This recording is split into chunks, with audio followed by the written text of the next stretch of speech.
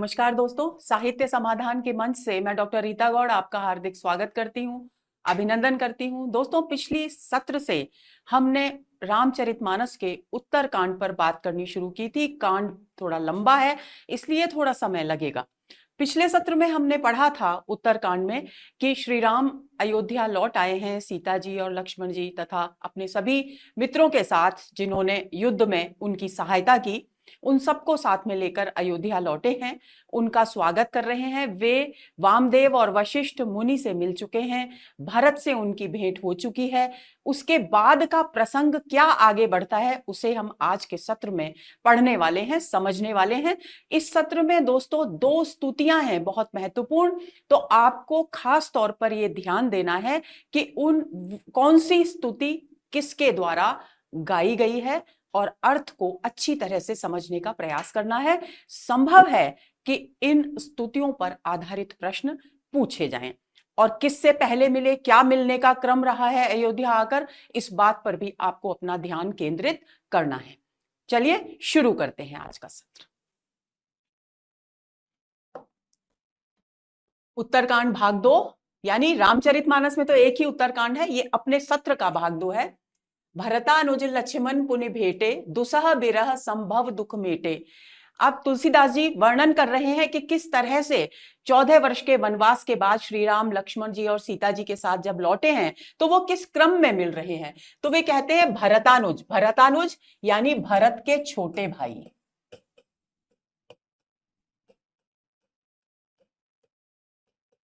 कौन है? शत्रुघ्न। वैसे लक्ष्मण और शत्रुघ्न एक ही माता के पुत्र थे, लेकिन यहां भरतानुज, शत्रुघ्न को भरतानुज इसलिए कहा गया है क्योंकि भरत और शत्रुघ्न दोनों अयोध्या में थे और लक्ष्मण और राम वनवास पर गए थे। तो इस बात को आप ध्यान में रखेंगे। भरतानुज लक्ष्मण पुनबे थे। इसके बाद लक्ष्मण ने फिर भरत के अनुज यानी शत्रुघ्न से भेंट की, यानी भेंट करने का मतलब है हृदय से लगाना, गले से लगाना। दुसह बिरह संभव दुख मेटे, और उसके बाद उनके वियोग से यानी लक्ष्मण जी, श्री राम, सीता जी और लक्ष्मण जी के वियोग से उत्पन्न जो दुसह यानी असहनीय, विरह यानी वियोग से संभव यानी जन्म जनित उत्पन्न जो जितने भी दुख थे उनको मिटाया। सीता चरण भरत सिरुनावा, अनुज समेत परम सुख पावा। और इसके बाद भरत ने श्री सीता जी के चरणों में अनुज के साथ, यानी अनुज कौन हो गए? शत्रुघ्न। शत्रुघ्न के साथ सीता जी के चरणों में सिर झुकाया, यानी अपनी भाभी श्री को प्रणाम किया, उनके चरणों की वंदना की और परम सुख प्राप्त किया। प्रभु बिलो की हर्षे पुरवासी। अब देखिए यहां भाइयों का मिलन हो गया। इसके बाद कवि चर्चा करते हैं, वर्णन करते हैं कि अयोध्या वासियों की क्या स्थिति थी। तो प्रभु बिलो की हर्षे पुरवासी, श्री राम को, प्रभु श्री राम को बिलो की यानी देखकर, पुरवासी यानी अयोध्या नगरी के वासी अत्यंत हर्ष से भर उठे। जनित वियोग विपत्ति सर्वनाशी, और प्रभु के दर्शन होते ही उनके वियोग से उत्पन्न, जनित वियोग से उत्पन्न जितने भी उनकी विपत्तियां थी, जितने भी उनके संकट थे यानी कष्ट थे, वे सब नाशी यानी नष्ट हो गए। वियोग विपत्ति में अनुप्रास अलंकार है और यहां पूरी पंक्ति में अनुप्रास अलंकार देख सकते हैं आप। बिलो के प्रभु पुरवासी, बिलो के वियोग विपत्ति, सब में ब वर्ण की आवृत्ति और प वर्ण की आवृत्ति हो रही है, तो आप उस तरह को भी देख लेंगे। प्रेमातुर सब लोग निहारी, और अयोध्या वासियों का वर्णन है कि प्रेम से व्याकुल लोगों की ओर किसने देखा? श्री राम ने देखा। प्रेमातुर सब लोग निहारी, राम ने सब लोगों की, अयोध्या वासियों की तरफ देखा कि ये किस तरह से मेरे प्रेम में व्याकुल हो रहे हैं, मुझसे मिलने को व्याकुल हो रहे हैं। तत्काल प्रभु के मस्तिष्क में आया कि मैं एक एक व्यक्ति से मिलूंगा तो बहुत समय व्यतीत हो जाएगा। तो उन्होंने क्या किया? कौतुक कीन्ह कृपाल खरारी, खरारी खर नामक राक्षस, खर दूषण दो राक्षस थे, तो खर नामक राक्षस के शत्रु, अरि यानी शत्रु होता है, तो खरारी खर नामक राक्षस के शत्रु, कृपालु कृपा करने वाले श्री राम ने एक कौतुक किया, एक चमत्कार किया, एक अद्भुत दृश्य, अपनी लीला खेली। चमत्कार, लीला, क्या लीला खेली? प्रेम, अमित रूप प्रगटेते ही काला, उसी क्षण उन्होंने स्वयं को अमित यानी अनेक रूपों में प्रकट कर लिया। अमित रूप, अनेक अनेक रूप अपने प्रकट कर लिए। जथा जोग मिले सबहि कृपाला, क्योंकि उनकी दृष्टि, वे समदर्शी हैं, उनकी दृष्टि में सभी समान हैं, कोई भेदभाव उनकी दृष्टि में नहीं है, इसलिए सबसे मिलना आवश्यक है। सभी उनके प्रेम में व्याकुल हैं, तो सभी की व्याकुलता को दूर करना प्रभु का कर्तव्य है। इसलिए वे कृपालु यानी सब पर कृपा करने वाले, यथा योग्य, जिससे जिस भाव से मिलना था उस भाव से अनेक रूपों में प्रकट होकर के मिले। जथा जोग में अनुप्रास अलंकार है। कृपा दृष्टि रघुवीर बिलो की, किए सकल नर नारी बिसु की, और इस प्रकार कृपा की दृष्टि से रघुवीर ने सबकी तरफ देखा और समस्त, सकल यानी सारे, समस्त अयोध्या के सारे स्त्री पुरुषों को, नर नारियों को शोक से, बिशोकी, शोक से रहित कर दिया। नर नारी में अनुप्रास है। देखिए एक बात और ध्यान देंगे आप कि जब एक वर्ण की एक ही क्रम में केवल एक बार आवृत्ति हो तो 6 का अनुप्रास अलंकार होता है, लेकिन एक से अधिक बार आवृत्ति हो तो वृत्त्यानुप्रास होता है। तो आप उसको ध्यान में रखेंगे। और हम यहां 6 का अनुप्रास, या क्योंकि परीक्षा में इस तरह से इतनी गहराई से प्रश्न पूछा नहीं जाता है, इसलिए हम अनुप्रास, रूपक और उपमा पर ही बात करेंगे, उनके भेदों की गहराई में नहीं जाएंगे। छनमहि सबहि मिले भगवान, और इस प्रकार अनेक रूप धारण करके भगवान श्री राम क्षण भर में सबसे मिल लिए। उमा मरम यह काहू न जाना। अब ये जो प्रसंग है, ये जो राम के अयोध्या लौटने का वृत्तांत है, ये कौन किसको सुना रहा है, इसकी चर्चा हम पिछले सत्र में कर चुके हैं। शंकर जी यानी शिव जी भगवान पार्वती जी को यानी उमा को सुना रहे हैं। तो इस प्रसंग के आते ही वे कहते हैं कि हे उमा, हे पार्वती, क्षण भर में भगवान ने अनेक रूप धारण कर सबसे मिलन कर लिया, सबसे मिलन समारोह हो गया। लेकिन किस प्रकार वे सबसे मिले, इसके रहस्य, मर्म यानी इसके रहस्य को कोई नहीं जान पाया। सभी को लगा कि भगवान उनसे मिले, प्रभु उनसे मिले, क्योंकि भगवान के से मिलने के आनंद में वे इतने डूबे हुए थे, इतने उल्लसित थे कि उन्हें यह एहसास ही नहीं हुआ, ये भी भगवान की लीला थी कि भगवान ने अमित रूप धारण कर एक चमत्कार किया है। इस बात का रहस्य किसी को पता नहीं चला। यही विधि सबहि सुखी करे रामा, आगे चले शील गुण धामा। तुलसीदास जी कहते हैं कि इस प्रकार शील यानी सदाचार और गुण के धाम यानी केंद्र यानी गुणों के भंडार, वे श्री राम इस प्रकार सभी प्रकार से सबको सुखी कर आगे चल दिए, आगे बढ़ गए। यहां भी अनुप्रास अलंकार हो गया। कौशल्या मातु सबधाई। अब देखिए बहुत ही सुंदर दृश्य है, इसको अच्छी तरह से समझेंगे इस दृश्य को। और आधुनिक कविता के संदर्भ में दोस्तों हम बिंब की बात करते हैं, लेकिन यहां जितना सुंदर बिंब तुलसीदास जी ने प्रस्तुत किया है, मन अभिभूत हो जाता है, भाव विभोर हो जाता है। वे लिखते हैं कौशल्य आदि, जैसे ही अब घर की तरफ, महल की तरफ चल रहे हैं, माताओं ने देखा कि पुत्र आ रहे हैं। 14 वर्ष के बिछड़े पुत्र को किस प्रकार लालायित होगी माता मिलने के लिए, ये यहां वर्णन स्पष्ट हो रहा है। तो क्या हुआ, माताओं पर प्रतिक्रिया क्या हुई?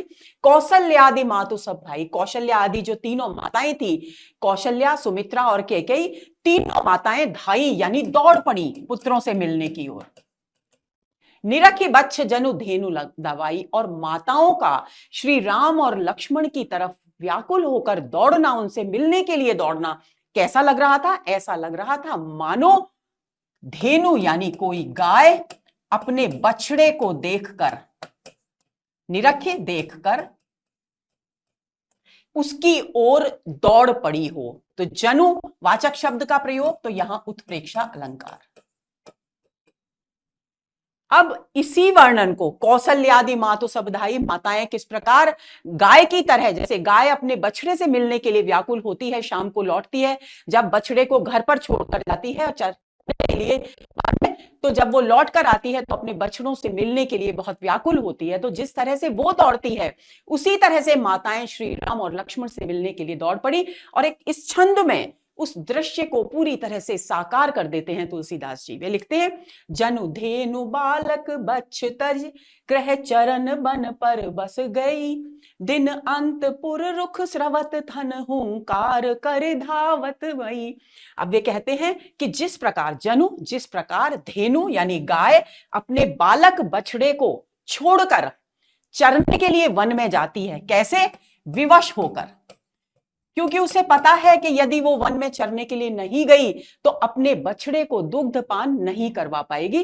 तो ऐसी स्थिति में विवश होकर वो अपने बछड़े को तज घर, ग्रह यानी घर पर छोड़कर जिस प्रकार जाती है, और दिन का अंत होने पर यानी शाम होने पर, संध्या होने पर जब वो पुर यानी नगर की ओर लौटती है, तो जैसे ही वो नगर की ओर लौटने का रुख करती है, उसे अपने बछड़ों की याद हो आती है, और उस बछड़ों की याद के आते ही उसका हृदय वात्सल्य भाव से भर उठता है।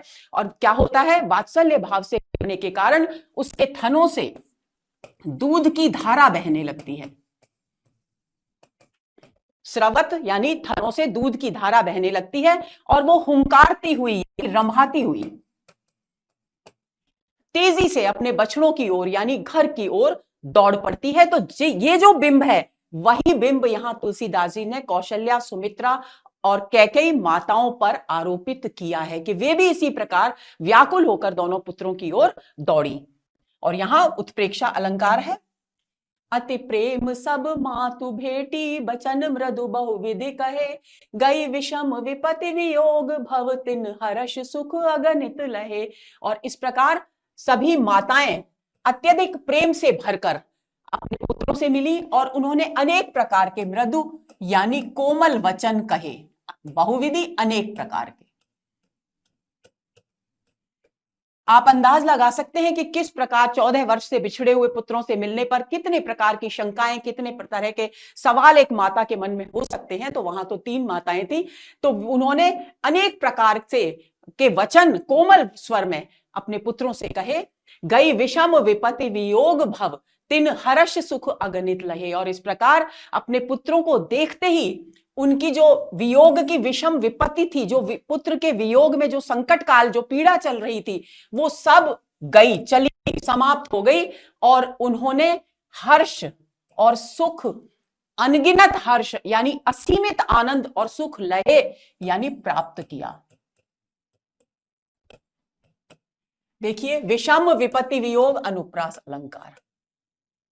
भेटे तनय सुमित्रा, रामचरण रति जाने, राम ही मिलत के कई, हृदय बहुत सकुचाने। अब वर्णन कर रहे हैं किस प्रकार कौन माता कैसे मिली। तो वो कहती है कि सुमित्रा ने लक्ष्मण जी से भेंट की, यानी उनको अपने हृदय से लगाया। क्यों लगाया?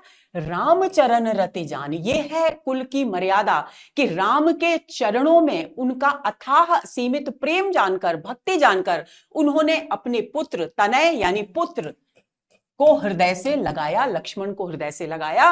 राम ही मिलत केकई, और केकई जब राम से मिली तो उसके हृदय में बहुत संकोच था। क्यों? क्योंकि वो अपने किए पर पश्चाताप कर रही थी। कहीं ना कहीं उसके मन में ये अफसोस था, ये दुख था, ये पीड़ा थी कि उन्हीं के कारण 14 वर्ष का वनवास श्री राम को भुगतना पड़ा। तो वही संकोच यहां श्री राम से मिलते समय उनके हृदय में विद्यमान था। लक्ष्मण सब मातने मिले, हर्षे आशीष पाए। और इस प्रकार लक्ष्मण भी सभी माताओं से मिले, आनंद पूर्वक मिले, हर्ष से मिले और आशीर्वाद प्राप्त किया। केकई कहे पुण्य पुण्य मिले, और केकई से बार बार मिले, पुनरुक्ति अलंकार हो गया है, पुनरुक्ति प्रकाश, बार बार मिले। लेकिन श्री राम को वन भेजने के कारण केकई के प्रति जो क्षोभ उनके मन में था, वो क्षोभ बार बार गले मिलने के बाद भी दूर नहीं हो रहा था, समाप्त नहीं हो रहा था। तो केकई कहें यानी केकई से वे बार बार मिले, लेकिन मन में जो क्षोभ था वो समाप्त होने का नाम ही नहीं ले रहा था। सासुन सबने मिली वैदेही, और सासुओं से यानी तीनों माताओं से वैदेही यानी सीता जी मिली। चरणन लागे हर्ष अति तेही, और उनके चरणों में झुककर उन्होंने प्रणाम किया और अत्यंत आनंद प्राप्त किया। देहि असीस बूझी कुशलाता, और सभी माताओं ने उनकी कुशल क्षेम पूछी और उन्हें आशीष दिया। क्या आशीष दिया? होए अचल तुम्हार अहिवाता, अहिवाता सौभाग्य, सुहाग। क्या आशीर्वाद दिया? कि तुम्हारा सुहाग अचल रहे, हमेशा रहे, स्थायी रहे। सब रघुपति मुख कल बिलो कहीं। और उसके बाद सबने एक दूसरे से मिल लिया, मुलाकात कर ली। उसके बाद सभी एकटक श्री राम के मुख, कमल रूपी मुख की ओर देखने लगी। रूपक अलंकार।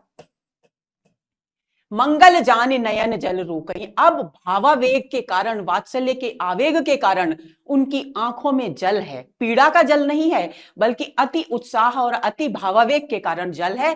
लेकिन वे क्यों नहीं उस जल को बाहर आने दे रही? मंगल जान की, ये शुभ घड़ी है जबकि उनके पुत्र, उनकी पुत्र वधु लौट करके वापस अपने घर 14 वर्ष के बाद आए हैं। तो ये शुभ घड़ी कहीं अशुभ घड़ी में ना परिवर्तित हो जाए, इस आशंका से वो अपने नेत्रों से आंसुओं को बहने नहीं देती, बल्कि नयन में, नयनों में ही रोक कर रखती हैं। कनक थार आरती उतारही। और कनक सोने के थाल से उनकी आरती उतारती हैं। बार बार प्रभु गात निहारे। और आरती उतारते समय भी प्रभु श्री राम के गात यानी शरीर को वे बार बार निहारती हैं, यानी प्रेम से देखती हैं। बार बार में पुनरुक्ति हो गया। नाना भांति निछावर कर रही। और आशंकित हैं, क्योंकि पहले ही राज्याभिषेक के समय जो शुभ घड़ी थी, उस समय इतनी अशुभ घटना हो गई। तो आशंकित हैं वे कि कहीं इस सुंदर दृश्य को, इस सुखद क्षण को किसी की नजर न लग जाए। तो वे अनेक प्रकार से न्यौछावर करती हैं बच्चों के ऊपर। परमानंद हर्ष उर भरई। और ऐसा करते हुए उनका उर यानी उनका हृदय असीमित आनंद से भर उठता है, हर्ष से भर उठता है। कौशल्या पुनि पुनि रघुवीर रही, चितवती कृपा सिंधु रन धीरही। अब देखिए कौशल्या माता के मन में कितना सहजता एक प्रश्न उठा। कौशल्या माता बार बार, पुनरुक्ति हो गया है, रघुवीर श्री राम की ओर देख रही हैं। क्या क्या सोच रही हैं? चितवती कृपा सिंधु रण धीरही। और रण विजेता, रण में विजय प्राप्त करने वाले, धैर्य पूर्वक युद्ध करके विजय प्राप्त करने वाले कृपा के सागर श्री राम की ओर देखती हैं और सोचती हैं। हृदय विचारति बारही बारा। और बार बार हृदय में सोचती हैं, विचार करती हैं। अनुप्रास अलंकार है। कवन भांति लंकापति मारा। कि इन्होंने, ये तो इतने भोले सीधे साधे कोमल से मेरे पुत्र हैं, इन्होंने भला लंकापति यानी रावण को कैसे मारा होगा। ये एक माता, क्योंकि माता का स्वभाव होता है कि उसे बच्चे कितने भी बड़े हो जाएं हमेशा छोटे ही लगते हैं। तो उनके मन में प्रश्न उठ रहा है कि किस प्रकार इन मेरे छोटे बच्चों ने लंकापति रावण का वध किया होगा। अति सुकुमार जुगल मेरे बारे। और मेरे ये जो दोनों पुत्र हैं ये बहुत कोमल हैं। जुगल यानी दोनों, यानी राम और लक्ष्मण दोनों के विषय में सोच रही हैं। तो जुगल मेरे बारे यानी मेरे ये जो बच्चे हैं ये बहुत ही कोमल हैं और छोटे हैं, कम आयु के हैं। निशिचर सुभट महाबल भारे। और जो निशिचर यानी जो राक्षस होते हैं वो तो बहुत बलशाली होते हैं, भयंकर होते हैं और भारी होते हैं। यानी उनको जीतना, इन शब्दों के द्वारा क्या अभिव्यंजित कर रहे हैं तुलसीदास जी कि उनको जीतना मुश्किल होता है, दुष्कर होता है। तो ऐसे मेरे छोटे भोले भाले कोमल इन दोनों पुत्रों ने भला रावण का वध कैसे किया होगा। लक्ष्मण अरु सीता सहित प्रभु ही बिलोकति मातु, परमानंद मगन मन पुनि पुनि पुलकित गात। और इस प्रकार तुलसीदास जी लिखते हैं कि लक्ष्मण और सीता के साथ प्रभु श्री राम को माताएं बार बार देखती हैं और हृदय में बार बार आनंद का अनुभव करती हैं। और उनका हृदय, उनका जो शरीर है, गात यानी शरीर यानी तन, बार बार रोमांचित हो उठता है। तो यहां अनुप्रास भी है, पुनरुक्ति भी है, यहां भी अनुप्रास है। लंकापति कपीस नल नीला, जामवंत अंगद शुभशीला, हनुमदादि सब वानर वीरा, धरे मनोहर मनुज शरीरा। अब जितनी भी सेना थी, वानर सेना, रीछों की सेना, जिन्होंने रावण के विरुद्ध युद्ध में श्री राम का साथ दिया था, वे उसी वेश में भला कैसे माताओं से मिले, कैसे अयोध्या वासियों से मिले।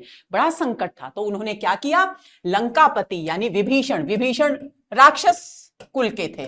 तो विभीषण ने, कपीश यानी सुग्रीव ने, और नल और नील ने, जामवंत जो ऋक्ष राज थे, रीछों के अधिपति थे, उन्होंने, और अंगद ने शुभ यानी पवित्र और शील और आचरण वाले हनुमान आदि सभी वीरों ने, वानर और वीरों ने धरे मनोहर मनुज शरीरा, सुंदर मनोहर आकर्षक शरीर, मनुष्य के शरीर धारण किए ताकि किसी को उनसे मिलने में परेशानी ना हो। तो देखिए, मनोहर मनुज में अनुप्रास अलंकार, शुभशीला में अनुप्रास अलंकार, नल नीला में अनुप्रास, वानर बीरा में अनुप्रास। तो देखिए, भाषा की अनुप्रासिकता तुलसीदास जी के साहित्य की एक बहुत ही महत्वपूर्ण विशेषता है। भरत स्नेहशील व्रत नेमा, सादर सब बर नहीं अति प्रेमा। क्योंकि श्री राम और लक्ष्मण के साथ तो वो वन में 14 वर्ष तक थे ही, तो उनके विषय में तो वे जानते ही थे। भरत से वे पहली बार मिले थे और वे भरत के आचरण को देखकर, उनके नियम धर्म को देखकर, श्री राम के प्रति उनकी समर्पण पूर्ण भक्ति को देखकर आनंद से भर गए, पुलकित हो गए। तो क्या करने लगे? भरत स्नेहशील व्रत नेमा, भरत के श्री राम के प्रति स्नेह को, शील यानी उनके आचरण को, उनके नियम संयम को, नेमा यानी नियम संयम, व्रत नेम यानी नियम संयम, सबको देखकर ये सभी लोग जिन्होंने मानव शरीर धारण किए थे, यानी राक्षसों की योनि के, वानरों की योनि के, रीछों की योनि के सभी लोग सादर आदर सहित उनके प्रेम का बखान करने लगे, गुणगान करने लगे।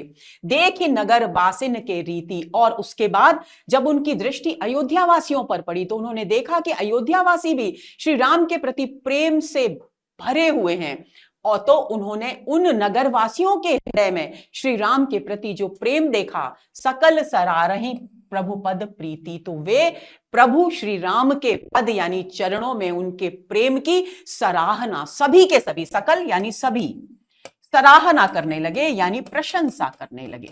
तो देखिए, सकल सरारहि अनुप्रास, प्रभु पद प्रीति, ये पूरी पंक्ति में यहां अनुप्रास अलंकार है। पुनि रघुपति सब सखा बुलाए। अब इसके बाद जब उन्होंने मानव शरीर धारण कर लिए, तब श्री राम ने अपने सभी मित्रों को बुलाया। सब सखा अनुप्रास, मुनिपद लागहु सकल सिखाए, क्योंकि वे तो वानर हैं, वे तो रीछ हैं, राक्षसों की योनि के हैं, उनके यहाँ मानवीय आचार विचारों का कोई रिवाज ही नहीं है, कोई चलन ही नहीं है। तो उन्हें भला कैसे ज्ञात होगा कि किस प्रकार एक मनुष्य से मिलता है, अपने परिवारी जनों से मिलता है, अपने गुरुजनों से मिलता है। ये आचार विचार उन्हें आते ही नहीं है। बारीकी देखिए, तुलसीदास जी की दृष्टि की सूक्ष्मता देखिए, तो वे इस बात को भी चित्रित करते हैं। वे कहते हैं कि रघुवीर ने अपने सभी मित्रों को बुलाया और उनको सिखाया। शब्द क्या इस्तेमाल किया गया है? सकल, सभी को सिखाए, सिखाया। मुनिपद लागहु के ये मुनि हैं, ये हमारे सम्माननीय हैं, इनके चरणों में लगो, इनकी वंदना करो। गुरु वशिष्ठ कुल पूज्य हमारे, और फिर मुनि वशिष्ठ के विषय में बात हो रही है, तो उन्होंने मुनि वशिष्ठ का परिचय दिया कि ये गुरु वशिष्ठ हैं हमारे, और ये हमारे कुल के पूज्य हैं।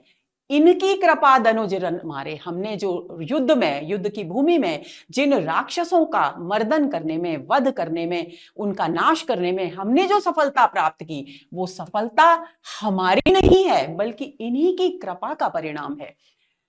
ए सब सखा सुनहु मुनि मेरे। तो इस प्रकार मुनि का परिचय कराकर श्री राम अब मुनि से सखाओं का परिचय करा रहे हैं। तो वो कह रहे हैं, ए सब सखा सुनहु मुनि मेरे, कि हे मुनि आप सुनिए, ये सब मेरे मित्र हैं। सब सखा सुनहु अनुप्रास अलंकार। भय समर सागर, देखिए यहां भी अनुप्रासिकता है, पूरी पंक्ति में अनुप्रासिकता है कि ये हे मुनि आप सुनिए ध्यान पूर्वक, ये मेरे मित्र हैं जो समर सागर यानी युद्ध रूपी सागर यानी रूपक अलंकार में कैसे हुए हैं? बेड़े के समान यानी जहाज के समान साबित हुए हैं मेरे लिए। जिस प्रकार विकराल विशाल सागर को पार करने के लिए एक नौका, एक जहाज की, बेड़े की आवश्यकता होती है, उसी तरह से युद्ध के जो विशाल भयंकर युद्ध था, उस युद्ध रूपी सागर में ये सभी सखा मेरे बेड़े यानी लौका के समान, यानी मेरी विजय के आधार साबित हुए हैं। रूपक अलंकार हो गया। मम हित लागे जन्म इनहारे, और इतना ही नहीं मुनिवर, आगे और कहते हैं कि ये मेरे प्रति इतने समर्पित हैं, मेरे इतने बड़े सहयोगी रहे हैं कि इन्होंने अपने लिए, मेरे लिए इन अपने जन्म भी हार दिए। जन्म हारने का मतलब अपने जीवन या अपने प्राण भी दांव पर लगा दिए, यानी न जाने कितने ऐसे लोग थे जिन्होंने मेरे लिए युद्ध में भाग लिया और युद्ध करते समय पूर्ण समर्पण के साथ युद्ध किया और अपने प्राणों की भी परवाह न की। और न जाने कितने लोग ऐसे थे जो उस समय वीर गति को प्राप्त हो गए, यानी अपनी जान, अपने प्राण गंवा बैठे। भरतहु ते मोहि अधिक प्यारे, और हे मुनि, ये इनके समर्पण भाव, इनका सहयोग, जिसके कारण मैं इतना बड़ा कार्य संपन्न कर सका, यही कारण है कि ये सभी सखा मुझे भरत से भी अधिक प्रिय हैं। बार बार भरतहु ते अधिक प्यारे क्यों कहते हैं श्री राम? क्योंकि सबसे अधिक प्रिय थे उन्हें भरत, क्योंकि भरत का भी पूर्ण समर्पण था श्री राम के प्रति। इसलिए जब भी वे किसी के प्रति अपने प्रेम को, गहन प्रेम को अभिव्यक्त करना चाहते हैं, तो वे भरत से के प्रेम से, भरत के प्रति प्रेम से उनकी तुलना करते हैं। तो वे कहते हैं भरतहु ते मोहि अधिक प्यारे, और ये सारे सखा क्योंकि इनका ये समर्पित है मेरे प्रति, तो ये मुझे भरत से भी अधिक प्रिय हैं। सुनी प्रभु वचन मगन सब भये, और सबने प्रभु के ये वचन सुने, ये वाणी सुनी और सब आनंद से भर गए। निमिष निमिष उपजत सुख रहे, और उनको ऐसा प्रतीत हो रहा था मानो हर पल, निमिष निमिष हर क्षण उन्हें नया सुख प्राप्त हो रहा हो। पुनरुक्ति अलंकार हो गया।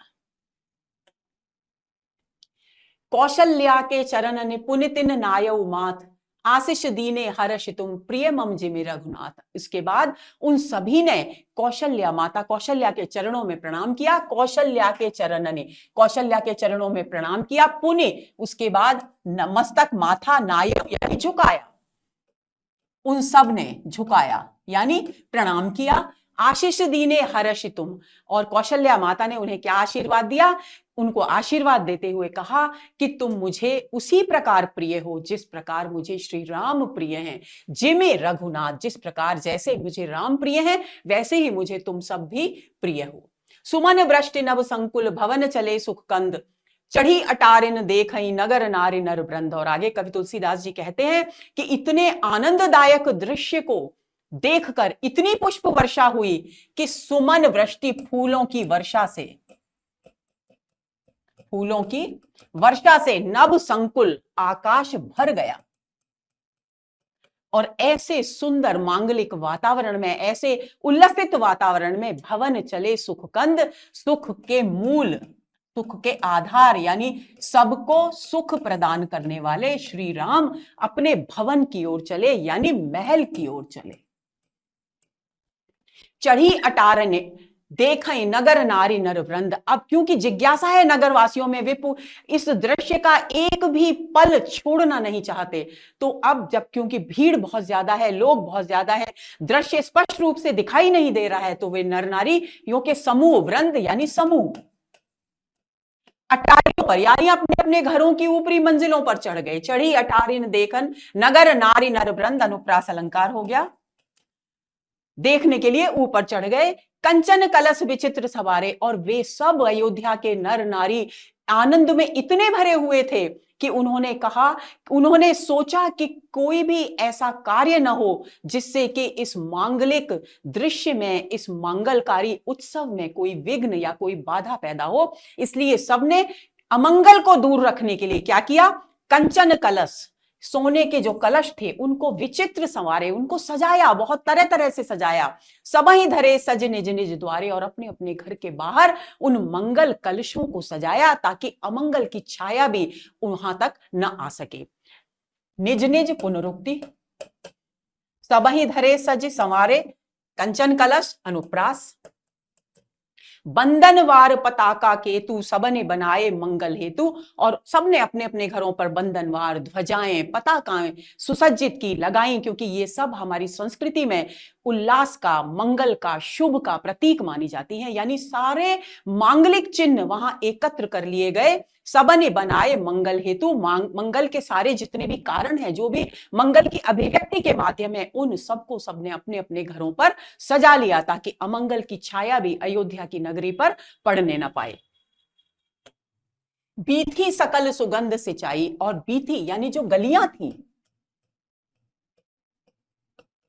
उन गलियों को साफ किया गया, स्वच्छ किया गया और उन्हें सुगंधित जल से सींचा गया। सकल सुगंध सिंचाई अनुप्रास अलंकार है। गजमनी रचि बहु चौक पुराई, और गजमनी, दोस्तों गजमनी को समझ लेंगे हम। गजमनी एक मणि होती है, ऐसा माना जाता है कि हाथी के मस्तक से प्राप्त होती है, इसलिए इसे गजमणि कहा जाता है। लेकिन यह एक साहित्यिक रूढ़ि है, क्योंकि ऐसा वास्तव में नहीं होता, केवल यह काल्पनिक है और साहित्य में इसका प्रयोग बहुत मिलता है। तो ऐसी चीजें, ऐसी घटनाएं, ऐसी वस्तुएं जो काल्पनिक होती हैं लेकिन साहित्य में प्रयुक्त होती हैं, उन्हें साहित्य रूढ़ि कहा जाता है। तो गजमनी रची, और क्या किया स्त्रियों ने? गजमनी यानी गज की, जैसे हम रंगोली शुभ अवसर पर, त्योहारों पर बनाते हैं, अलग अलग रंगों से रंगोलियां अपने घर पर बनाते हैं, उसी तरह से अयोध्या की स्त्रियों ने गजमणि से, यानी मणियों को सजाकर चौक पर अनेक प्रकार की रंगोलियां बनाई, अनेक प्रकार की सजावट की। चौक पूरने का अर्थ है रंगोली बनाना।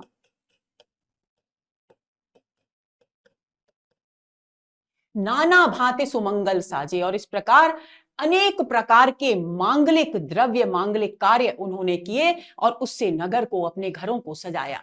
हर्षे नगर निशान बहुबाजे, और हर्षित होकर आनंद पूर्वक संपूरी अयोध्या नगरी में निशान यानी खुशी के डंके, मांगलिक डंके, नगाड़े, जो जितने भी मांगलिक वाद्य यंत्र थे वे बजने लगे। बहुबाजे में अनुप्रास अलंकार, सुमंगल साजे अनुप्रास अलंकार, नगर निशान अनुप्रास अलंकार। जह तह नारी निछावर कर रही। अब देखिए, माताओं ने न्यौछावर तो किया ही था, लेकिन अयोध्यावासी भी उतना ही प्रेम करते हैं श्री राम से, तो उन्होंने भी जगह जगह स्त्रियों के समूह खड़े हो गए और वे जब राम आगे बढ़ रहे हैं तो उन पर न्यौछावर कर रहे हैं, ताकि इस मांगलिक दृश्य को किसी की नजर ना लगे, बुरी नजर ना लगे, अमंगल से बचाया जा सके। तो जह तह नारी, जहां तहां नारियां नगर में न्यौछावर कर रही हैं। देहि असीस हर्ष उर भरई, और अपने हृदय को आनंद से भरकर अनेक प्रकार के आशीर्वाद दे रही हैं, ताकि वे सब आनंदपूर्ण जो वातावरण है, जो उल्लासपूर्ण वातावरण है, उसमें निरंतर वृद्धि हो, उसमें कमी न होने पाए। कंचन थार आरती नाना, और वे सोने के थालों से अनेक प्रकार से, अलग अलग तरीकों से आरती उतारती हैं। युवती सजे कर रही शुभ गाना, और कुछ युवतियां ऐसी हैं जो सुंदर वस्त्राभूषणों से सुसज्जित होकर के शुभ गान गा रही हैं, यानी मंगल गीत गा रही हैं।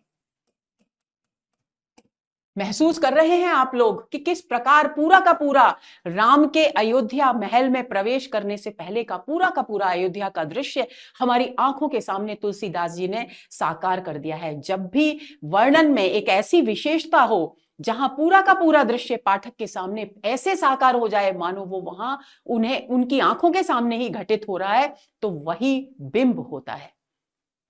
करहि आरती आरती हर के, और तुलसीदास जी लिखते हैं कि इस प्रकार वे स्त्रियां आरती कर रही हैं। किसकी आरती कर रही हैं? जो संपूर्ण संसार की आरती का हरण करने वाले हैं। देखिए, एक शब्द है आरती और एक शब्द है आरती। एक जगह बड़ी ई की मात्रा है, एक जगह छोटी ई की मात्रा है। तो आरती का अर्थ है पीड़ा, कष्ट। छोटी ई की मात्रा वाले का अर्थ है कष्ट, यानी आरती हर, यानी कष्टों का हरण करने वाले श्री राम की आरती कर रही हैं। आरती जो हम किया करते हैं। तो कितना सुंदर प्रयोग है शब्दों का। शब्द युग्म भी यहां आ गए हैं, अक्सर परीक्षाओं में ये शब्द युग्म भी पूछे जाते हैं।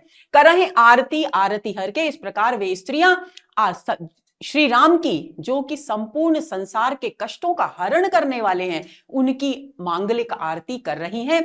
रघुकुल कमल विपिन करके, और रघुकुल में, रघुकुल कैसा है? देखिए, रूपक देखिएगा, रघुकुल जो कमल का विपिन है, कमल का वन है, कमल रूपी विपिन है जो रघुकुल, उसमें जो सूर्य के समान है, दिनकर सूर्य, के समान है, ऐसे श्री राम की वे आरती कर रही हैं। यानी रघुकुल कमल के वन के समान है और उसमें सूर्य, क्योंकि आपको ध्यान रखना है कि कमल का पुष्प सूर्य के प्रकाश से ही खिलता है, तो रघुकुल कमल के वन के समान है क्योंकि उसमें बहुत सारे पूर्वज श्री राम के हैं, तो उसे विपिन कहा गया है, रूपक है।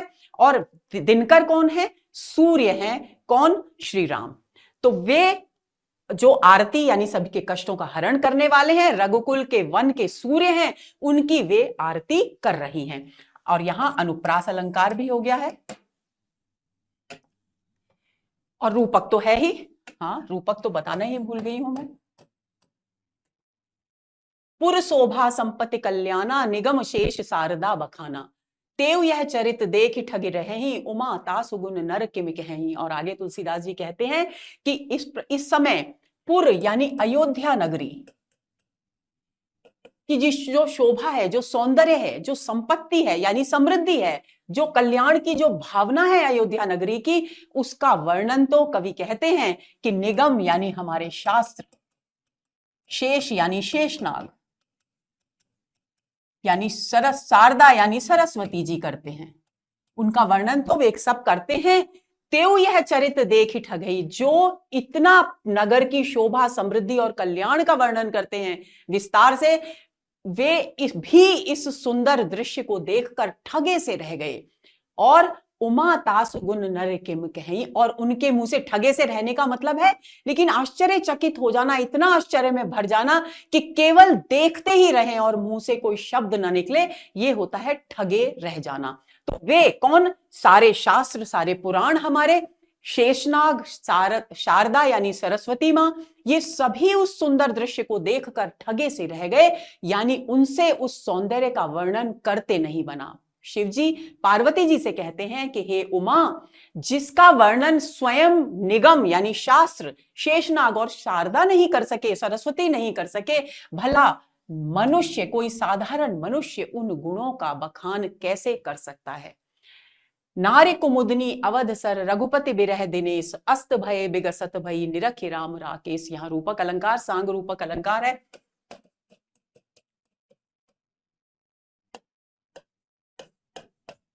देखिए, अब तुलसीदास जी कह रहे हैं कि ये जो अयोध्या नगरी है, ये क्या है? अयोध्या रूपी सरोवर।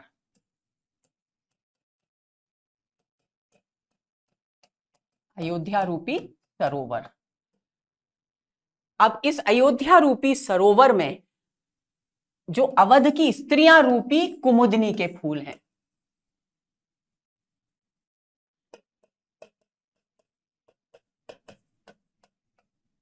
स्त्रियों रूपी कुमुदनी। लेकिन क्या था, यहां पर श्री राम के 14 वर्ष का वनवास पर जाने पर विरह रूपी सूर्य उदित हो गया था। दिनेश का अर्थ होता है सूर्य, तो विरह रूपी सूर्य उदित हो गया था। और कमल का फूल जैसे सूर्य के प्रकाश से खिलता है दोस्तों, उसी तरह से कुमुदिनी का जो पुष्प है वो चंद्रमा के प्रकाश से खिलता है।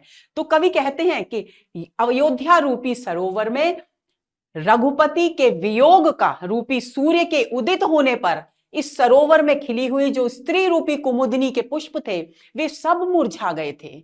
लेकिन अब अस्त भय विगसत, अस्त हो गए थे, मुरझा गए थे, सब कुमला गए थे।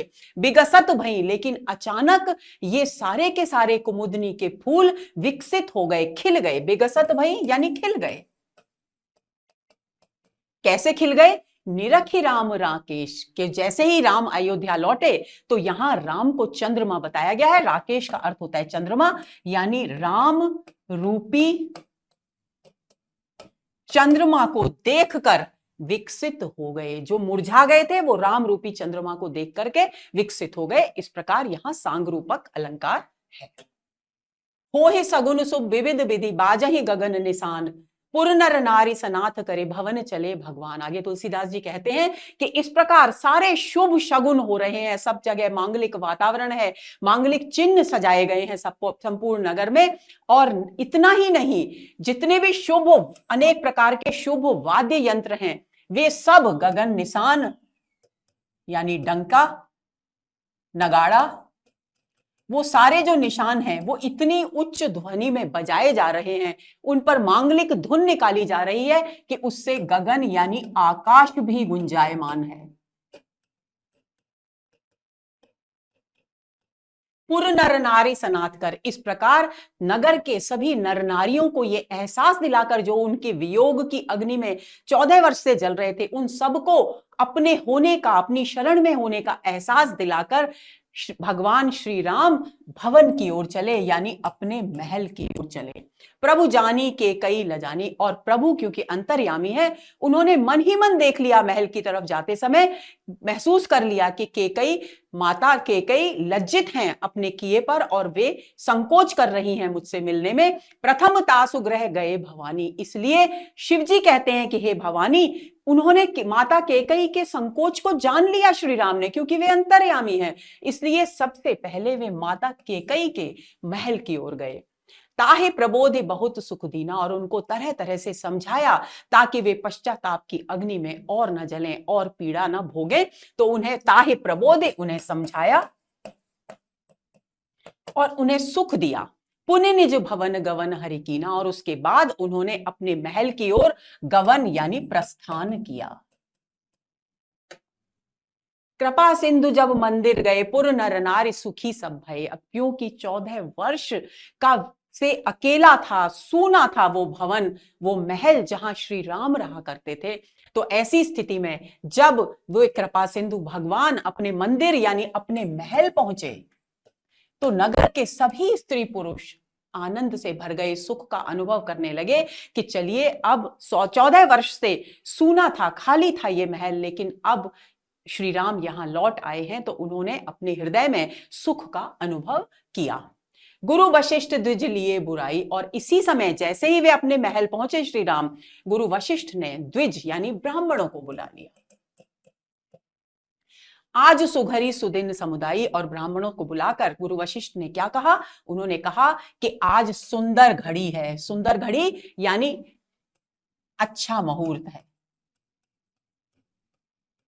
ग्रह नक्षत्र बिल्कुल अच्छे हैं, सुदिन दिन भी अच्छा है, और ये मुहूर्त और दिन का जो समुदाय है, जो शुभ समुदाय है, वो आज यहां इकट्ठा हो गया है। इसलिए सब द्विज देहु हर्ष अनुशासन, इसलिए सभी ब्राह्मण जन, मैं आपसे निवेदन करता हूं कि आप आनंद पूर्वक अनुशासन यानी आज्ञा प्रदान करें। किस बात की आज्ञा प्रदान करें? रामचंद्र बैठे सिंहासन, कि श्री राम को सिंहासन पर बिठाया जाए। भाव क्या है? भाव यह है कि उनका राज्याभिषेक किया जाए। इसकी अनुमति गुरु वशिष्ठ ने, ध्यान देंगे, प्रश्न पूछा जा सकता है, गुरु वशिष्ठ ने किससे मांगी? द्विजों से मांगी, ब्राह्मणों से मांगी, क्योंकि राज्याभिषेक की क्रिया, वो मांगलिक क्रिया कौन संपन्न कराने वाले थे? ब्राह्मण संपन्न कराने वाले थे। मुनि वशिष्ठ के वचन सुहाए, और जब ब्राह्मणों ने श्री राम के राज्याभिषेक की बात सुनी, तो वे, उनको बहुत प्रिय लगी ये बात, और वे अंदर ही अंदर आनंदित हुए।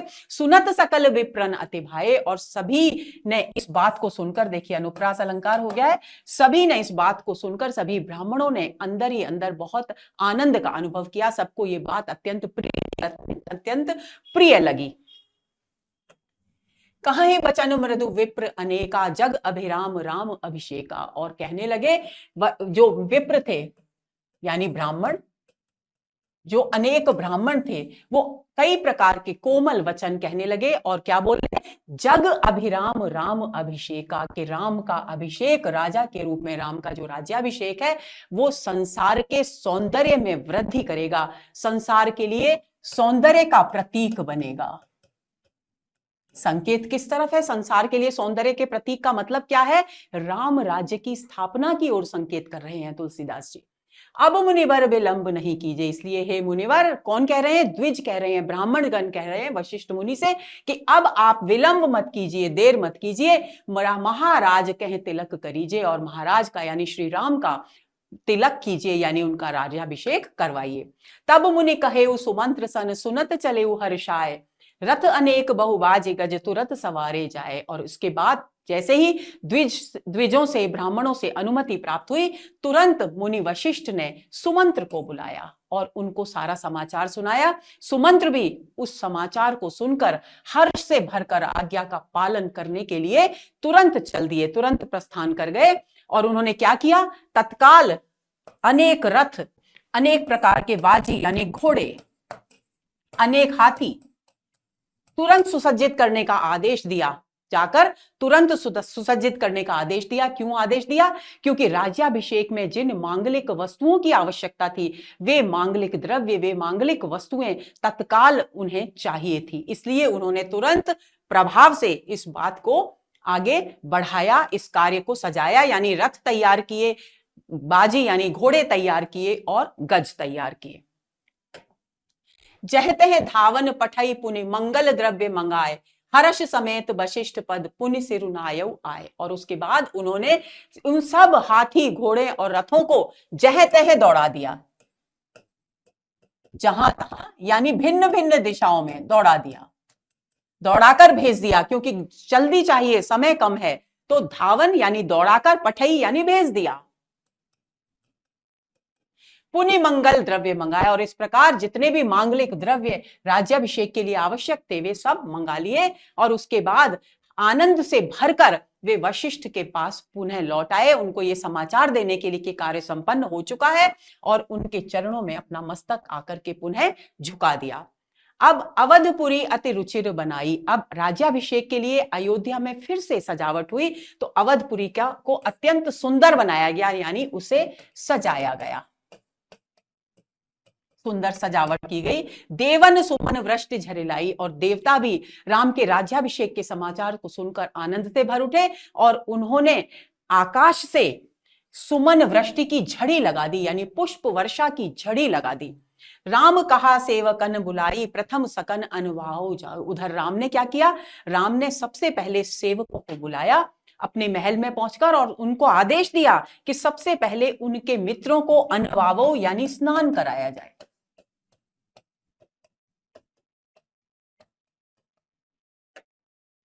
सुनत वचन जह तह जन धाये, सुग्रीवाद तुरंत अनुवाये। और जैसे ही राम के आदेश को सुना, तो सभी लोग इधर उधर दौड़ गए, अलग अलग दिशाओं में, अलग अलग लोगों के पास। और सुग्रीव आदि जितने भी सखा थे श्री राम के को, उनको तत्काल प्रभाव से स्नान कराया गया। पुण्य करुणानिधि भरत हकारे। उसके बाद करुणानिधि श्री राम ने, करुणा के सागर श्री राम ने भरत हकारे, हकारे का मतलब है बुलाया, पुकारा। निज कर राम जटा निरुआए। और देखिए भ्रातृ प्रेम का कितना सुंदर दृश्य है ये। कवि कहते हैं कि उन्होंने भरत को क्यों बुलाया? कोई काम करने के लिए नहीं बुलाया, बल्कि अपने हाथों से श्री राम ने भरत की जटाएं निरुआरे यानी सुलझाई। क्यों आवश्यक था जटाएं सुलझाना? इसलिए आवश्यक था क्योंकि 14 वर्ष से एक तपस्वी की तरह जीवन जी रहे थे भरत। इसलिए उनके जो बाल थे, उनके जो केश थे, वो कैसे हो गए थे? जटाओं के रूप में हो गए थे। इसलिए उन्होंने भरत को बुलाकर अपने हाथों से उनकी जटाएं सुलझाई। अनवाये प्रभु तीनों भाई। और उसके बाद उन्होंने तीनों भाइयों को स्नान करवाया।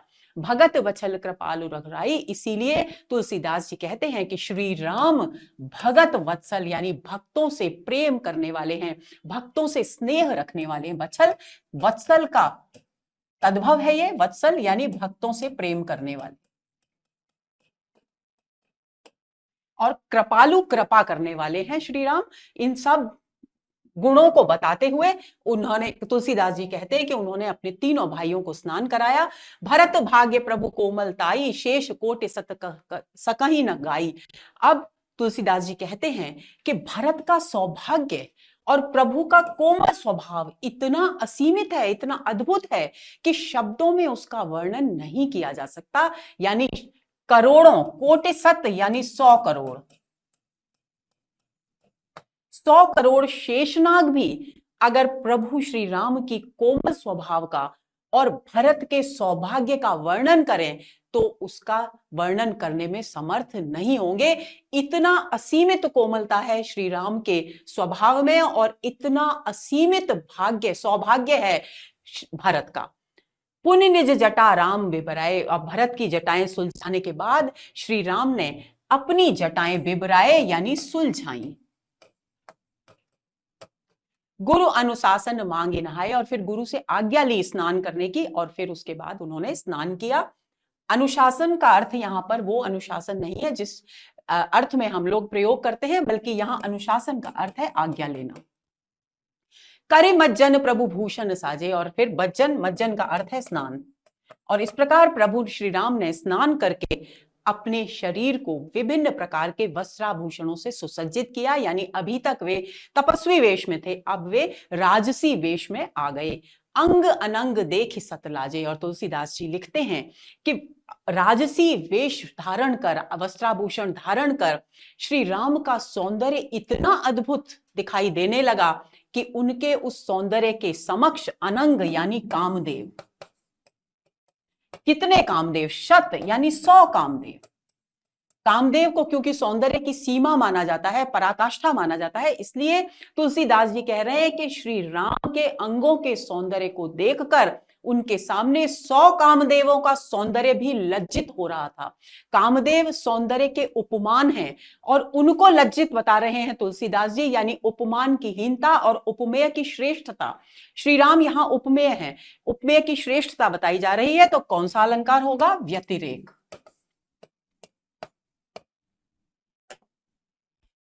सासुन सादर जानकिन मज्जन तुरत कराए, दिव्य बसन बर भूषण अंग अंग सजे बनाए।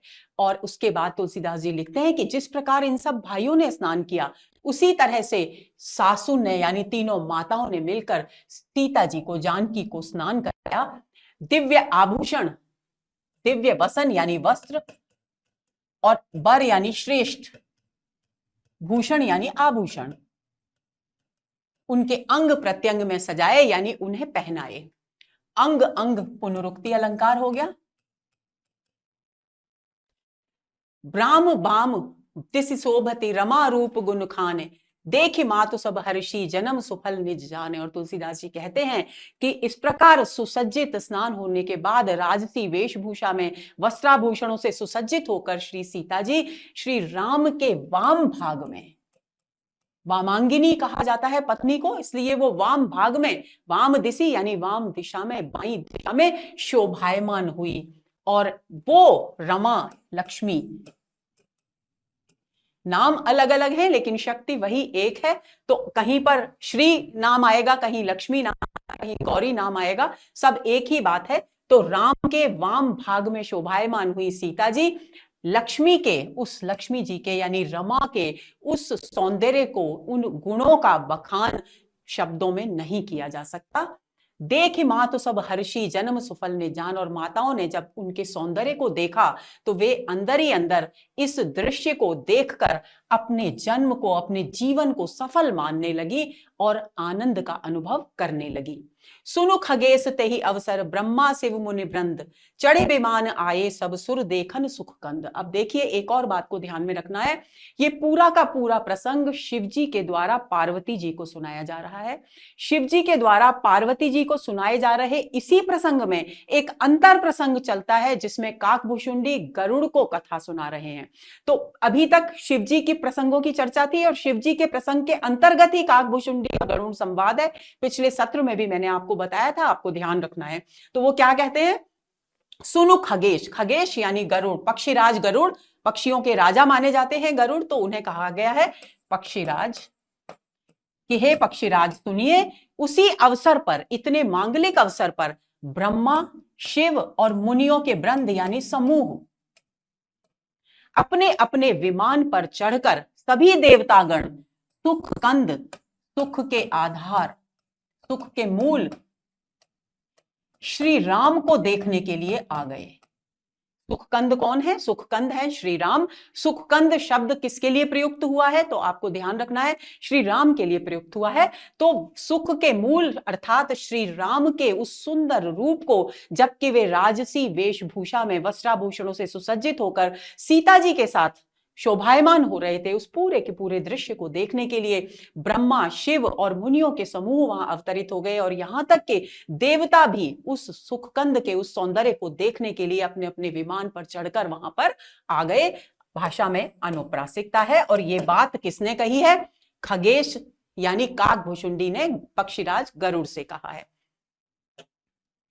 प्रभु बिलो की मुनि मन अनुरागा, तुरंत दिव्य सिंहासन मांगा। और प्रभु को देख करके सभी प्रकार से दोनों तैयार हैं, श्री राम और सीता जी, तो उन्होंने उनको देखा और अपने मन में उनके प्रति स्नेह का अनुभव किया। मुनि ने मन में, यानी वशिष्ठ मुनि ने अपने मन में श्री राम और सीता जी के प्रति अद्भुत स्नेह का अनुभव किया और तुरंत एक दिव्य सिंहासन मंगाया ताकि राज्याभिषेक की मांगलिक क्रिया संपन्न की जा सके। रवि सम तेज सो बरने न जाई। और उस समय श्री राम का जो तेज था वो इतने तेजस्वी प्रतीत हो रहे थे कि सूर्य की प्रखर किरणों के समान तेजस्वी थे, तो उनके उस तेज का वर्णन शब्दों में नहीं किया जा सकता। बैठे राम द्विजन शरण आई। और सब इस जैसे ही सिंहासन आया, सबसे पहले श्री राम ने द्विजों को यानी ब्राह्मणों को सिर झुकाकर प्रणाम किया, उसके बाद वे सिंहासन पर बैठे।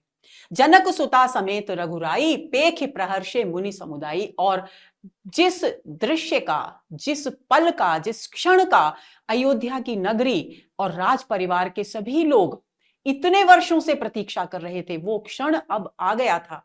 तो जैसे ही सभी लोगों ने जनक सुता यानी सीता जी के साथ श्री राम को सिंहासन पर बैठे हुए पेख यानी देखा, देखकर मुनियों का सारा समुदाय हर्षित हो गया, हर्ष से भर उठा। पेख प्रहरे अनुप्रास अलंकार।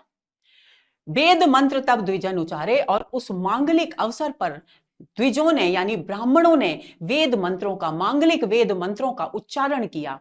नभ सुर मुनि जयति पुकारे। और आकाश में देवता और मुनि श्री राम की जय जयकार करने लगे। जय जयति अनुप्रास अलंकार। प्रथम तिलक वशिष्ठ मुनि कीना। किसने पहला तिलक किया, इस बात को ध्यान में रखना है, प्रश्न पूछा जा सकता है। प्रथम तिलक वशिष्ठ मुनि कीना। और सबसे पहला तिलक सिंहासन पर बैठने के बाद वशिष्ठ मुनि ने श्री राम का किया। पुनि सब विप्रन आय सुदीना। और उसके बाद उन्होंने सभी ब्राह्मणों को आज्ञा दी कि वे भी अब बारी बारी से श्री राम का तिलक करें।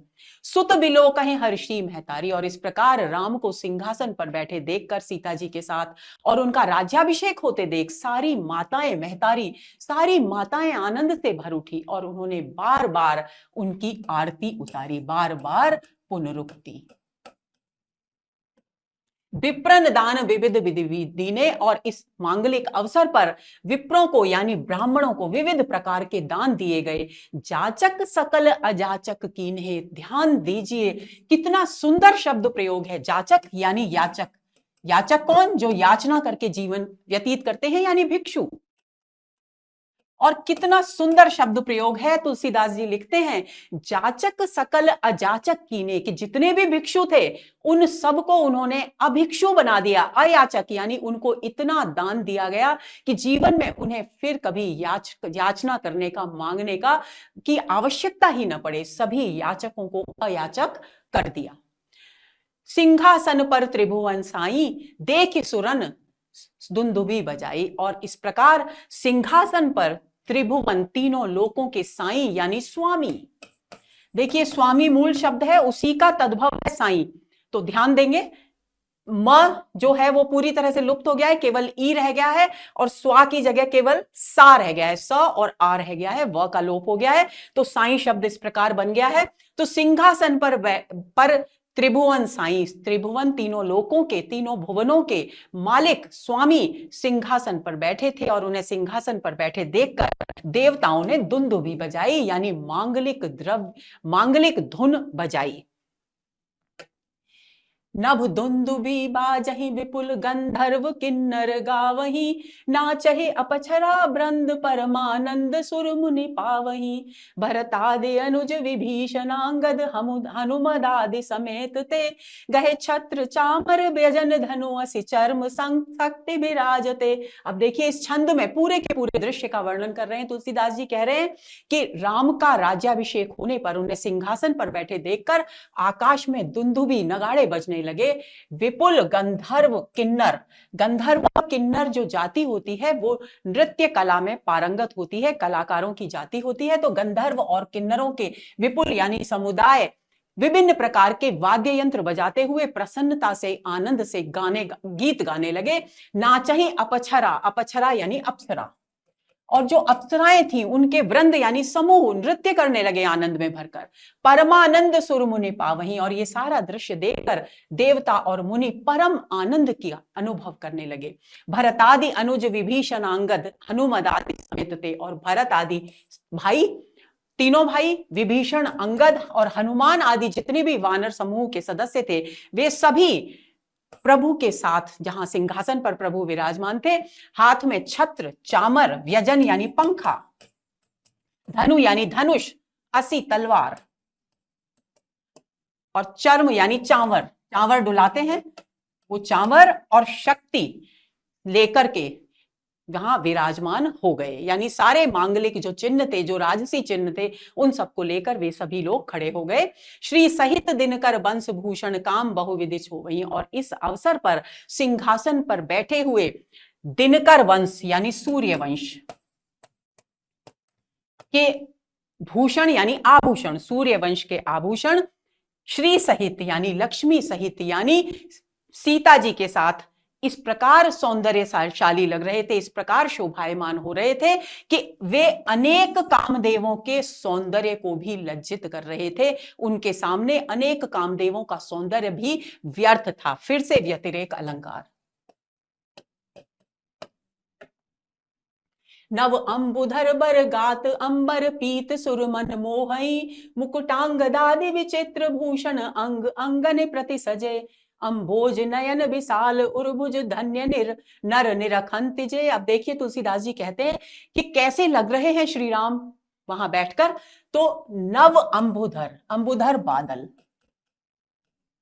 जो नया नया जल से भरा बादल है, उस बादल के समान, क्योंकि सांवला शरीर है और सांवले ही बादल होते हैं, तो श्यामल गात जो श्री राम का सांवला सलोना शरीर है, वो नए नए जल से भरे हुए बादल के समान प्रतीत हो रहा है।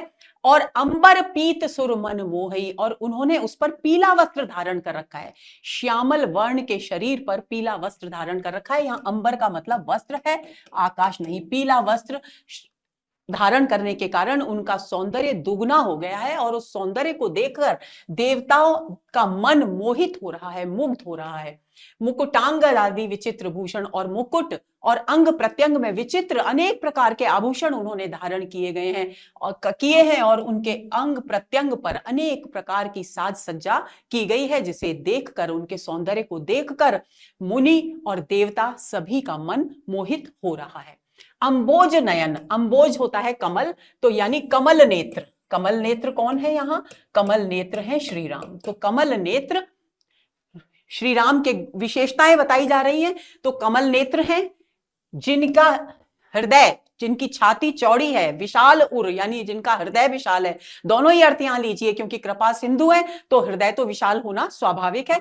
तो विशाल हृदय है और छाती चौड़ी है। जिनकी भुजाएं विशाल हैं, भुजाएं विशाल का मतलब है सौंदर्य का प्रतिमान, पुरुषों के सौंदर्य का प्रतिमान माना जाता है जब उनकी भुजाएं घुटनों के तक लंबी हो, यानी आजानुबाहु। श्री राम को आजानुबाहु कहा जाता है। तो उसी की ओर संकेत कर रहे हैं तुलसीदास जी। कहते हैं कि उनकी भुजाएं लंबी हैं, आजानुबाहु यानी घुटनों तक लंबी है। धन्य नर निरखंति जे, और जो इस समय इतने सुंदर दृश्य को देखते हैं, निरखंति देखते हैं, वे नर, वे मनुष्य धन्य हैं।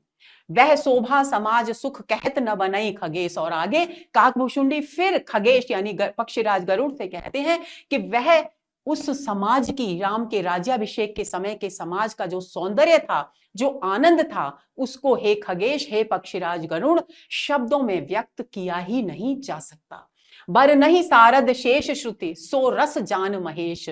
और इसकी, इस सारे सौंदर्य का वर्णन शारद यानी सरस्वती मां करती हैं, शेषनाग करते हैं और वेद करते हैं इस सौंदर्य का वर्णन। लेकिन इसका जो मर्म है, इसका जो भाव है, उसका अनुभव, इसका जो रस है, उसका अनुभव केवल शिवजी ही कर सकते हैं। सभी तो केवल मुख से, अभिप्राय क्या है, सभी केवल मुख से, शब्दों से वर्णन करते हैं, लेकिन इसको हृदय में अनुभव करने की सामर्थ्य केवल और केवल शिवजी के पास है।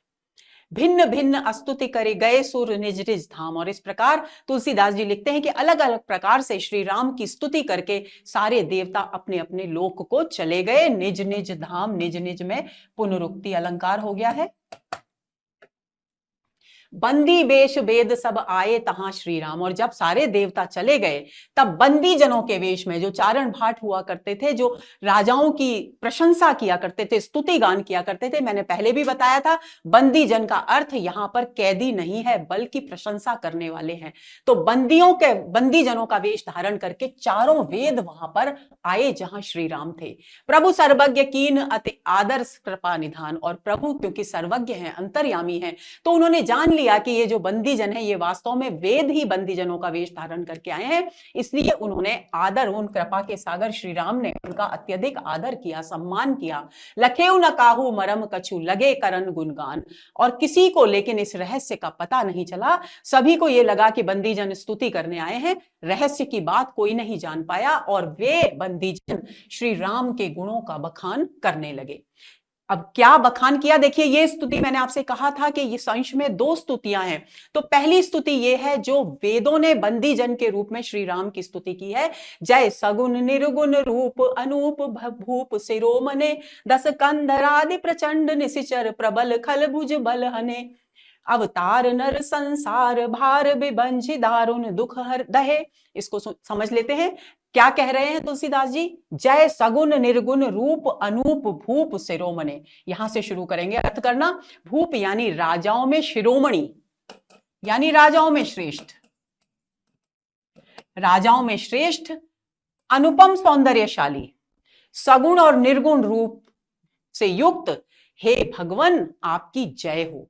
दस कंधर आदि प्रचंड निश्चर, दस कंधर यानी रावण आदि भयंकर शत्रुओं को, अपनी प्रबल और अन्य प्रबल दुष्टों को अपनी भुजाओं के बल पर हनन करने वाले हे प्रभु आपकी जय हो। अवतार नर संसार भार विभंज दारुण दुख हरे। और आपने इस संसार में अवतार लेकर, मनुष्य के रूप में अवतार लेकर इस संसार के भार को यानी संसार के कष्टों को विभंज यानी नष्ट किया है। और संसार में जितने भी दारुण दुख थे, भयंकर दुख थे, उन सबको जलाकर भस्म कर दिया है। दहे यानी जलाकर भस्म कर दिया है। जय प्रणत पाल दयाल प्रभु संयुक्त शक्ति नमामहे। आगे वेद कहते हैं बंदी जन के रूप में कि हे प्रणत पाल। देखिए प्रणत, नत का मतलब होता है झुकना, प्रणत यानी सम्मान पूर्वक झुकना। तो झुकने का मतलब है कौन झुकेगा, भक्त झुकेंगे। पाल का मतलब होता है रक्षक, यानी अपने भक्तों की रक्षा करने वाले दयालु ईश्वर प्रभु श्री राम, आप शक्ति से संयुक्त होकर यानी श्री सीता जी के साथ यहां विराजमान है। आपकी जय हो। हम नमामहे, आपको नमस्कार करते हैं, नमन करते हैं, आपकी वंदना करते हैं। तब विषम माया बस सुरासुर नाग नर अग जग हरे। और हे प्रभु आपकी माया के विस्तार के कारण ये संपूर्ण सुर असुर यानी राक्षस और देवता, नाग नर यानी मनुष्य, अगजग, अगजग का अर्थ है समस्त चराचर जगत, यानी चराचर जगत का मतलब होता है जड़ चेतन जगत। जड़ चेतन जगत ही सही है, सरल रहेगा। समस्त जड़ चेतन जगत जो है वो क्या करता है, आपकी माया के वशीभूत होकर भवपंथ संसार रूपी मार्ग में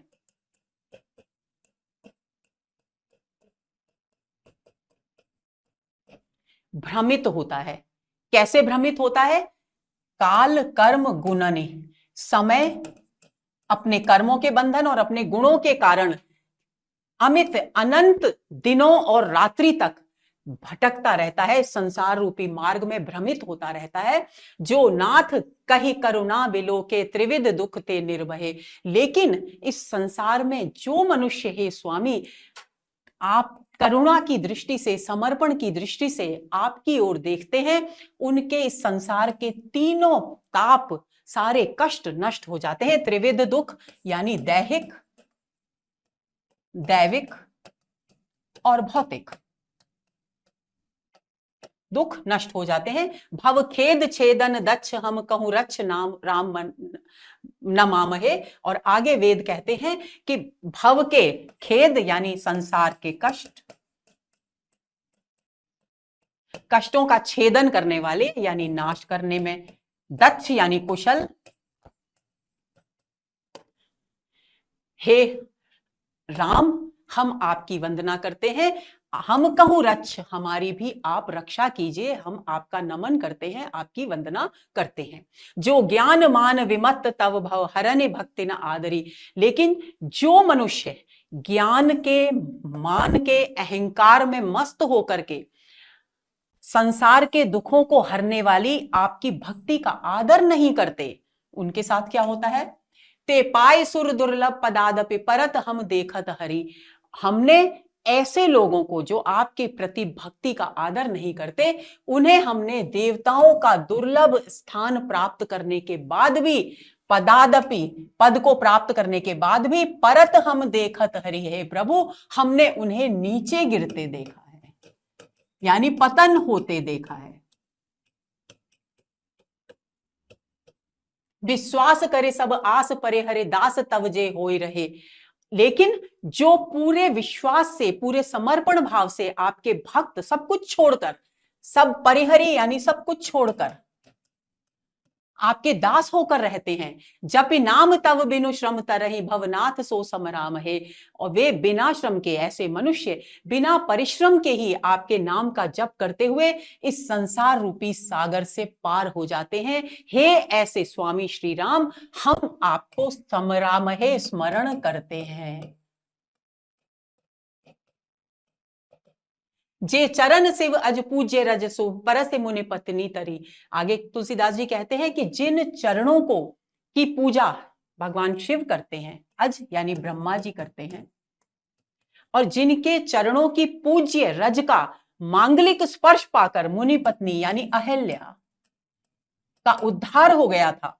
नख निर्गता मुनि बंदिका बंदिता त्रैलोक पावन सुरसरी। और जिनके चरण कमलों के नाखूनों से उत्पन्न, मुनियों के द्वारा वंदित और तीनों लोकों को पवित्र करने वाली देव नदी सुरसरी यानी गंगा, सारे तीनों लोकों को पवित्र करती है। ध्वज कुलिस अंकुश कंज जुत बन फिरत कंटक किन लहे। और जिनके ध्वज, ये सब शुभ चिन्ह माने गए हैं पैरों में, और ये माना जाता है कि श्री राम के चरणों में ये सारे के सारे शुभ चिन्ह विद्यमान थे। ध्वज, कुलिश यानी वज्र, अंकुश और कंज यानी कमल, इन सब से युक्त आपके ये जो कोमल चरण हैं, ये वन में न जाने कितने कितने कांटों के आघात अब तक सहते रहे हैं। पद कंज द्वंद्व मुकुंद राम रमेश नित्य भजा रहे। हे रमेश, रमा के ईश यानी लक्ष्मी के पति श्री राम, हे मुकुंद, हम आपके इन चरण कमलों की, द्वंद्व यानी दोनों चरण कमलों की नित्य पूजा करते हैं, आराधना करते हैं, इनको भजते हैं। अव्यक्त मूलम अनादि तरु त्वच चारे निगमागम भने षटकंध शाखा पंच बीस अनेक पर्ण सुमन घने। देखिए बहुत थोड़ी सी कठिन है ये पंक्तियां, इनको ध्यान से समझेंगे। कवि कहते हैं कि एक ये जो संसार है ये एक विशाल वृक्ष है, तरु है, विशाल वृक्ष है। अब ये कैसा तरु है? अव्यक्त, जो कहां से प्रकट हुआ ये नहीं पता, मूल जिसकी जड़ का पता नहीं है। दूसरा अनादि, ये कब उत्पन्न हुआ, कब विकसित हुआ ये भी नहीं पता। और इसकी जो त्वचा है, उस त्वचा के 4 परतें हैं। ऐसा किसमें कहा गया है? शास्त्रों में कहा गया है, भने कहा गया है। यानी एक बार फिर समझ लेंगे, वेद कहते हैं कि ये जो संसार रूपी सागर है, शास्त्रों में ऐसा कहा गया है कि ये जो संसार है, सागर नहीं, ये जो संसार है ये विशालकाय वृक्ष है। कैसा वृक्ष? जिसकी जड़ का पता नहीं है, जड़ अव्यक्त है, यानी कहां से उत्पन्न हुआ ये नहीं पता, और अनादि किस समय उत्पन्न हुआ वो भी नहीं ज्ञात है, और इसकी त्वचाओं के 4 स्तर हैं, ऐसा शास्त्रों में कहा गया है। षटकंध, इसके 6 कंधे हैं, और इसकी 5 शाखाएं हैं।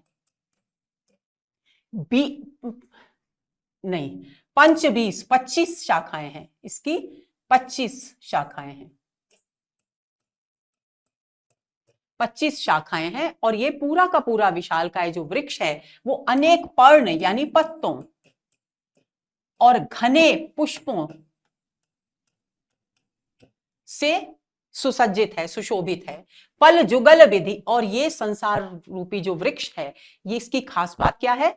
प्रत्येक कोई भी संसार में वृक्ष होता है उस पर एक ही प्रकार का फल आता है, लेकिन कवि कहते हैं कि वेद शास्त्रों में ऐसा कहा गया है कि ये जो संसार रूपी वृक्ष है इस पर दोनों प्रकार के जुगल, दोनों प्रकार के फल लगते हैं। कैसे?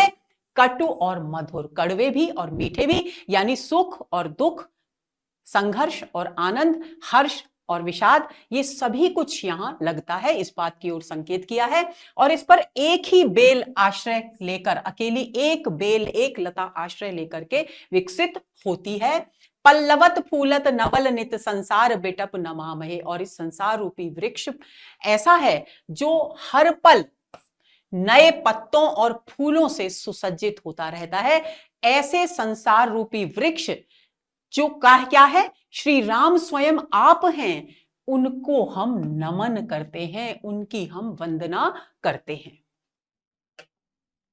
जे ब्रह्मा अजम अद्वैत अनुभव गम्य मन पर ध्यावही। अब आगे कहा जा रहा है कि जो लोग ब्रह्म को अज मानते हैं, अद्वैत मानते हैं, यानी अजर अमर मानते हैं, और ये मानते हैं कि उनको साक्षात नेत्रों से नहीं देखा जा सकता, केवल उन्हें अनुभव किया जा सकता है, और ऐसा सोचकर वो मन ही मन उनका ध्यान किया करते हैं। जो मनुष्य ऐसा करते हैं, ते कहूं जानहु नाथ हम तव सगुन जस नित गावही। वे भले ही, वेद कह रहे हैं कि वे भले ही हे नाथ, हे स्वामी, ऐसा कहते रहें कि ब्रह्म का ये स्वरूप है कि वो अजर है, अमर है, अद्वैत है और अनुभव गम्य है, वे भले ही कहते रहें और ऐसा समझते रहें, लेकिन हे नाथ, हे स्वामी श्री राम, हम तो आपके सगुण रूप का यश निरंतर गाते हैं, गुणगान निरंतर करते हैं।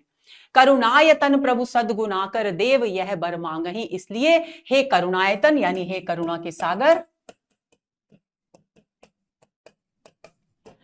सद्गुणों के भंडार, सद्गुणों के भंडार, हे प्रभु श्री राम, हम आपसे ये वर मांगते हैं। अब क्या वर मांगा, इस बात को भी ध्यान में रखेंगे। प्रश्न पूछा जा सकता है कि क्या वर मांगा वेदों ने बंदी जन के रूप में श्री राम से। मन वचन कर्म विकार तज तव चरण हम अनुराग ही, कि हमारे मन में, हमारे वचन में, हमारी वाणी में, हमारे कर्म में जितने भी विकार हों, जितने भी दोष हों, जितनी भी विकृतियां हों, उन सब को त्याग कर हमारा मन आपके चरणों में ही अनुरक्त रहे, आपके चरणों में ही ध्यान लगाता रहे, ऐसा वरदान हे प्रभु हमें दीजिए। सबके देखत बेदन बिनती कीन उदार, अंतर्धान भये पुनि गए ब्रह्म आगार। और इस प्रकार सबके सामने ऐसा कह करके, देखते हुए वेदों ने भगवान से विनती की, श्री राम से विनती की, और उसके बाद वे लुप्त हो गए, अंतर्धान होकर ब्रह्म लोक को चले गए। बैनतेय सुनो। अब देखिए फिर से पक्षीराज गरुड़ को संबोधित करके काकभूषुंडी कह रहे हैं, बैनतेय यानी गरुड़। बैनतेय सुनु शंभु तब आए जहां रघुवीर, के उसके बाद हे बैनतेय, हे गरुड़ सुनो, उसके बाद जब वेद चले गए बंदी जन के रूप में, श्री राम का गुणगान करके, उनकी स्तुति करके, तब शंभु यानी भगवान शिव वहीं आए जहां पर रघुवीर थे। विनय करत गदगद गिरा पूरित पुलक शरीर, और वे विनय पूर्वक, आनंद से रोमांचित हुए शरीर से, गदगद हुई वाणी से, भाव विवल वाणी से उनकी स्तुति करने लगे। तो दोस्तों ये हुआ हमारा आज का सत्र, जिसमें हमने वेदों के बंदी जन के रूप में राम की स्तुति करने का प्रसंग पढ़ा, राम के राज्याभिषेक का प्रसंग पढ़ा। उम्मीद करती हूं कि ये प्रसंग आपको अच्छी तरह से समझ में आ गया होगा और आप इसके हृदय को, इसके मर्म को, हृदय को नहीं, इसके मर्म को अच्छी तरह से समझ गए होंगे। अगले सत्र के इंतजार में रहिए। अगले सत्र में हम शुरू करेंगे शिवजी ने किस प्रकार श्री राम की स्तुति की, उस स्तुति के साथ, वो भी स्तुति बहुत ही महत्वपूर्ण है।